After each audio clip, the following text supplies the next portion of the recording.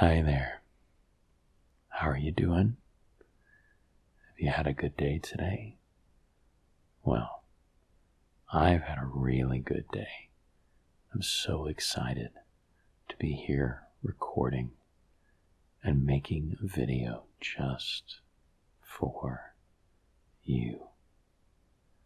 Now, what I'm going to be doing is I'm going to be talking to you, but while I'm talking to you, I'm going to be making some tapping noises, and I hope you enjoy them. This particular cup has a wax coating. You wouldn't think that would make much difference, but it gives it a different feel. If you do it on the side that doesn't have the wax, you can really hear the difference. Hear that? Isn't that weird? How much difference it makes. Now, I'm going to tell you a story. I'm going to tell you about the first and last fight I was ever in. It was the 6th grade. Now, you have to understand that I went through puberty very early. I started going through a massive puberty spurt in the 4th grade. Now, I stopped, so now people are generally taller than me. But by the 6th grade, with the exception of the tall kid, I was one of the biggest kids out there. I was big. I was a little bulky. I was super awkward. But I just say that for context because the gentleman that you're about to hear about was even bigger than me. He was in the 8th grade. Now, my understanding is that he was held back a year so that he should have been in the 9th grade. I don't know that. But what I do know is he was huge. He was enormous. He was at least a foot taller and 100 pounds heavier than me. He was a big guy. I had seen him and some other people, let's be fair, and they would grab the kids' balls of various sorts who'd mess around with, footballs and such in the backyard. This was an old school, and it had that classic, basketball court type area in the back of concrete. And they would grab the balls from the 6th graders and they'd throw them up on the roof. So annoying. I never had one, so I never had one taken from me. But there was a friend of mine, and it's such a funny detail, the things you remember now, but he wasn't even a really close friend. He was more like an acquaintance. His name was Josh.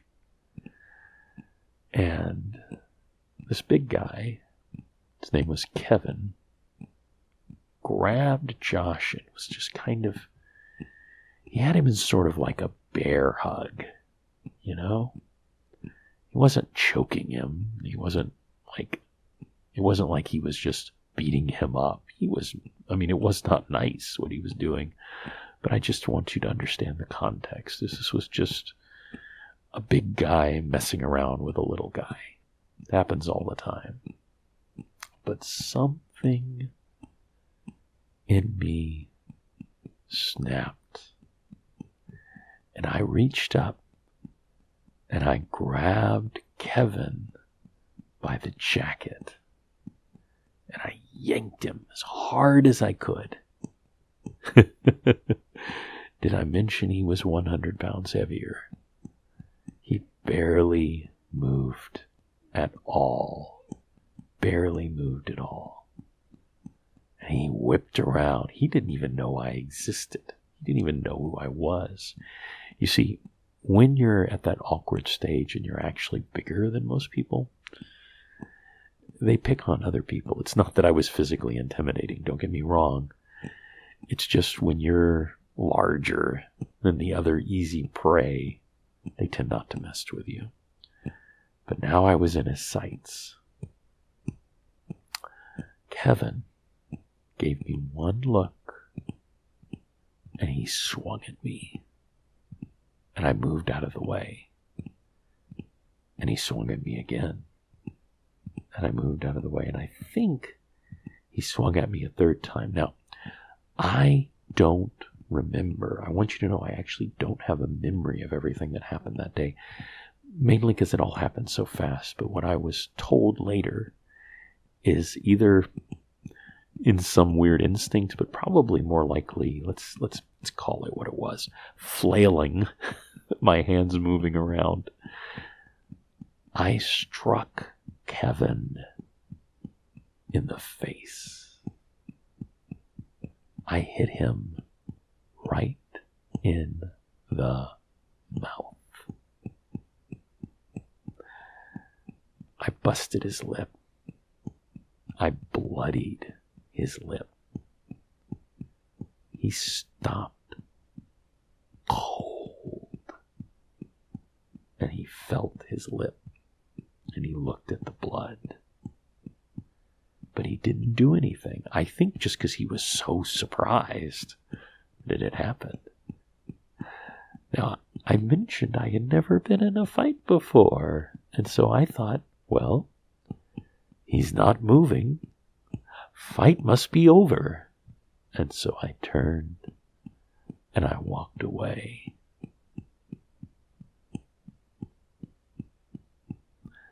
Do you think you should turn your back on a bully?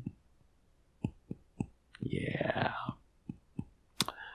Kevin grabbed me and threw me to the ground. Did I mention it was concrete? This part was actually asphalt. We were off the concrete.